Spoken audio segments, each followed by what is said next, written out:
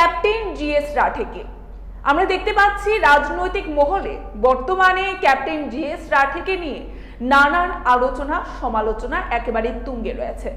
আজকে এই বিষয়ে আরো একটি আপডেট নিয়ে আমি আপনাদের সাথে রয়েছি পূজা একটি বিশেষ প্রতিবেদনে।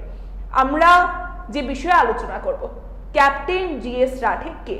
আমরা ইতিমধ্যে প্রত্যেকেই জানি ক্যাপ্টেন জিএস রাঠে হচ্ছেন এডিসির বর্তমানে এক্স অ্যাডভাইজার। কিছুদিন পূর্বে এডিসি এলাকার অ্যাডভাইজার পদে তিনি নিযুক্ত ছিলেন এবং আমরা এই বিষয়টিকে নিয়ে সংবাদ পরিবেশনও করেছি এর পূর্বে বহুবার, নিশ্চয়ই আপনারা দেখতে পেয়েছেন। কি কারণে আমরা দেখতে পাই যে মধ্যে কিছুদিন পূর্বে সেখানে আরপিআই দল অর্থাৎ রাজ্য রাজনীতিতে একটি দল রয়েছে, রাজনৈতিক দল যার নাম হচ্ছে রিপাবলিকান পার্টি অফ ইন্ডিয়া। সেই আরপিআই দলের দ্বারা করা একটি আরটিআই এর কারণে আমরা একেবারে নাড়া পড়ে যেতে দেখি রাজনৈতিক মহলে। আমরা দেখতে পাই যে ক্যাপ্টেন জিএস রাঠেকে বেআইনিভাবে নিয়োগ করাকে নিয়ে নানান প্রশ্ন উঠতে শুরু করে রাজনৈতিক মহলে। ক্যাপ্টেন জিএস রাঠে, যিনি নাকি এডিসির অ্যাডভাইজার, কিন্তু ভোগ করছিলেন তিনি এসকর্ট থেকে শুরু করে বিলাসবহুল বাড়ি থেকে শুরু করে সরকারি ভাতা সহ সবকিছুই। এবং আমরা দেখতে পাই মধ্যে এই ক্যাপ্টেন জিএস রাঠের নিয়োগ সংক্রান্ত বিষয়টিকে নিয়ে এডিসি এলাকার যিনি সিএম রয়েছেন পূর্ণচন্দ্র জমাতিয়া, উনার বিরুদ্ধেও নানান প্রশ্ন উঠতে শুরু করেছিল। কিন্তু আজকের দিনে আমরা দেখতে পাই যে এই নানান দিক থেকে প্রশ্ন ওঠার কারণে আমরা দেখতে পাই যে ক্যাপ্টেন জিএস রাঠে, যিনি এডিসির অ্যাডভাইজার পদে নিযুক্ত ছিলেন, তিনি ওনার পদ থেকে পদত্যাগ করেন। কিন্তু পদত্যাগ করে তিনি যান কোথায়?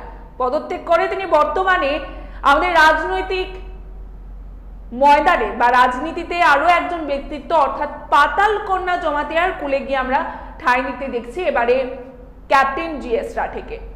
এবং বর্তমানে তিনি এডিসি এক্স অ্যাডভাইজার হিসাবেই তিনি খ্যাত রয়েছেন। এবারে আমরা যদি বলি যে পাতাল কন্যা জমাতিয়ার কোলে আশ্রয় নেওয়ার পর নানান হুমকি ধমকি তিনি দিচ্ছেন এডিসি প্রশাসনকে। আমরা দেখতে পাই যে এই ধমকি দেওয়ার মধ্যে বা এই হুমকির মধ্যে তিনি সিএম অর্থাৎ এডিসির যিনি সিএম রয়েছেন পূর্ণচন্দ্র জমাতিয়াকেও ছেড়ে কথা বলছেন না। আমরা দেখতে পাই যে এই বিষয়গুলোকে নিয়ে বর্তমানে রাজনীতিতে নানা আলোচনা সমালোচনা চলছে এবং সেই আলোচনা সমালোচনার পাল্টা জবাব দিতে গিয়ে এবারে আমরা সামাজিক মাধ্যমে চওড়া হতে দেখি রীতিমতো এডিসির যিনি সিএম রয়েছেন পূর্ণচন্দ্র জমাতিয়াকে। এডিসি সিএম পূর্ণচন্দ্র জমাতিয়া এবারে সামাজিক মাধ্যমে একটি পোস্টের মাধ্যমে রীতিমতো প্রতারকের পর্দা ফাঁস করার চেষ্টা করেন এবং সেখানে তিনি ক্যাপ্টেন জিএস রাঠে কি কি প্ল্যান করেছিলেন, কি কি ভাবে এডিসিকে রীতিমতো লুটে খাওয়ার প্রচেষ্টায় ছিলেন, সেই বিষয়গুলো তিনি সেই সামাজিক মাধ্যমে পোস্টে ব্যক্ত করেছেন। তিনি কি বললেন সেই সামাজিক মাধ্যমে, চলুন এবারে দেখে নেওয়া যাক। পূর্ণচন্দ্র জমাতিয়া সামাজিক মাধ্যমে পোস্টের মাধ্যমে যে বিষয়টি গোটা রাজ্যবাসীর সামনে তুলে ধরেছেন, ক্যাপ্টেন রাঠে ভেবেছিল আমরা বোকা, বেআইনি প্রজেক্ট এনে এডিসিকে ফাঁসাতে চাইছিল তিনি, কিন্তু পারেনি। এর মধ্যে রয়েছে এনএসডিসি স্কিম চালু করা এবং এর জন্য পিও বিল্ডিং এনএসডিসিকে দিতে হবে। আমরা কেন প্রাইভেট কোম্পানিকে পিও বিল্ডিং দেব? ছাত্রছাত্রীদের স্কিল ডেভেলপমেন্ট ট্রেনিং দেওয়ার তার উদ্দেশ্য নয়। স্কিল ডেভেলপমেন্টের নামে দিল্লি থেকে স্কিম এনে অর্থ কামাই করাই ছিল তার উদ্দেশ্য। সেটা করতে না পেরে উনি ক্ষুব্ধ। এখন অবধি এনএসডিসিতে 2-3 মাস ট্রেনিং নিয়ে কতজন বেকার যুবক যুবতী আমেরিকা এবং ইউরোপ দেশে চাকরি পেয়েছে, খোঁজ খবর নিয়ে নেন, জানা যাবে। বকওয়াস। দ্বিতীয়ত তিনি বলেন যে গ্রিন ট্যাক্স এডিসি এলাকায় লাগু করার কথা।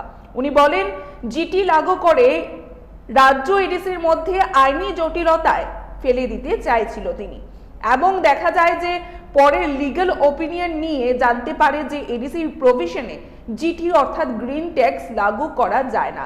উল্লেখ্য 6th শিডিউল প্রভিশনে যতগুলি ধারা উপধারা রয়েছে সেগুলো কেউ লাগু করতে পারেনি। তাহলে কি করে 6th শিডিউল বহির্ভূত আইন লাগু করতে পারবে? চলবে। আমরা আপনাদের সামনে তুলে ধরার চেষ্টা করেছি যিনি এডিসির সিএম রয়েছেন অর্থাৎ পূর্ণচন্দ্র জমাতিয়া ক্যাপ্টেন রাঠের বিষয়ে এবারে সামাজিক মাধ্যমে কি প্রকাশ করেছেন। বিষয়গুলো আমরা দেখতে পাচ্ছি ধীরে ধীরে অনেকটাই জটিল হয়ে উঠছে। তবে ক্যাপ্টেন জিএস রাঠের কি প্ল্যান ছিল? আমরা ইতিমধ্যে আরো একটি নাম উঠে আসতে দেখছি। ক্যাপ্টেন জিএস রাঠের সাথে এবার এডিসিকে লুটে খাওয়ার প্ল্যান রয়েছে সিইও, যিনি রয়েছেন এডিসির সিকে জমাতিয়ারও। এবারে জিএস রাঠে ঠাঁই নিয়েছে পাতাল কন্যা জমাতিয়ার কুলে এবং নানানভাবে হুমকি ধমকি দিচ্ছেন। এবারে কিসের ইঙ্গিত রয়েছে এই হুমকি ধমকি এডিসির প্রশাসনকে, সেগুলো কিন্তু বড় প্রশ্ন চিহ্ন হয়ে দাঁড়িয়েছে আজকে রাজনৈতিক মহলে। আজকে এই বিশেষ আপডেটস নিয়ে আমাদের এই বিশেষ প্রতিবেদন আমরা এখানেই শেষ করছি। পরবর্তী আপডেটসগুলো দেখতে অবশ্যই চোখ রাখবেন ত্রিপুরা নিউজ 8 এর পর্দায়। নমস্কার।